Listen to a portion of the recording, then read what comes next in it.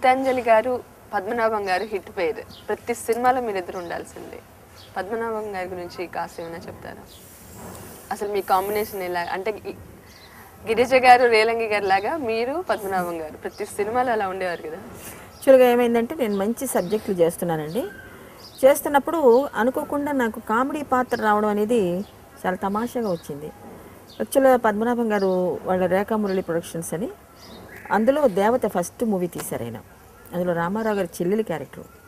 నేను చెప్పాను నేను హీరోయిన్గా చేస్తున్నానండి, నేను కామెడీ చేయనని చెప్పాను. అలా కాదు, ఇది కామెడీ కాదు, ఇది సావిత్రి గారికి రామారావు గారు నా పక్కన వస్తుంది, పెద్ద ఆర్టిస్టులతో చేయటం కదా చేయాలి అన్నారు. చాలా అడిగారు అన్నమాట.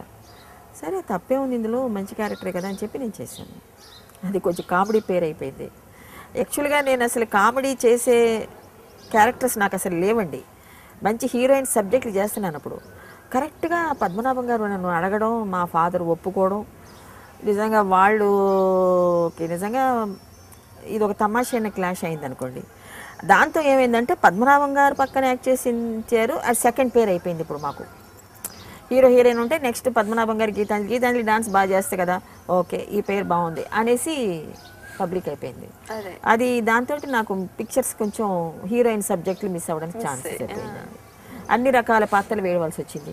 కామెడీ, వ్యాంపు, సిస్టరు, మదర్ కాదు హీరోయిన్, ఇలా రకరకాల పాత్రలు వేయవలసి వచ్చింది. కానీ నేను అనుకున్నది హీరోయిన్ సబ్జెక్ట్లోకి వెళ్ళాలని అనుకున్నాను, కానీ పర్వాలేదు అనుకోండి.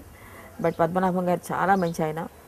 ఎందుకు చెప్తున్నానంటే ఆయన పిక్చర్లో ఎంత మంచి సినిమాలు తీశారంటే దేవత, కథానాయకి ముల్ల, మిడతం బొట్లు, మర్యాద రామన్న, తర్వాత ఆ జన్మ బ్రహ్మచారి, నేను రామకృష్ణ గారు హీరో హీరోయిన్గా చేశామండి. తర్వాత ఈ సినిమాలన్నీ కూడా మీరు నిజంగా ఆయన సినిమాలు 12 సినిమాలు తీశారు, 12 hit pictures. Kathanayaki Molla it's a great picture అండి. అది రామకథ జయలలితను పెట్టి తీశారు. అసలు ఆ బ్యానర్లో ప్రతి పిక్చరు బాగుండేదండి. తర్వాత మంచి ప్రొడ్యూసర్ అని పేరు, మంచి డైరెక్టరు, మంచి అసలు ఆ కంపెనీలో పనిచేసినంతసేపు ఆర్టిస్టులను కానీ యూనిట్ కానీ ఎవ్రీబడి విల్ హ్యాపీ అనమాట అండి. ఎందుకంటే మంచి భోజనాలు, మంచి ట్రీట్మెంటు.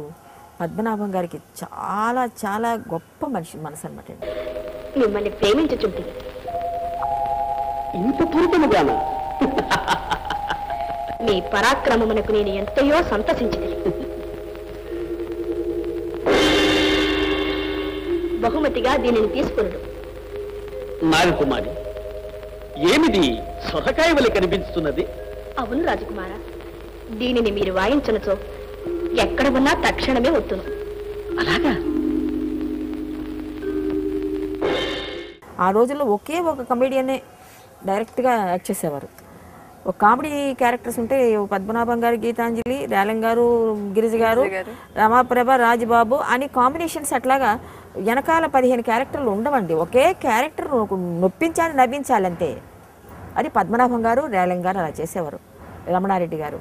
ఇప్పుడంటే నెంబర్ ఆఫ్ కమెడియన్స్ వస్తున్నారు, ఒక సీన్కి 15 మంది ఆర్టిస్టులు వస్తున్నారు. ఆ రోజుల్లో అలా లేదు.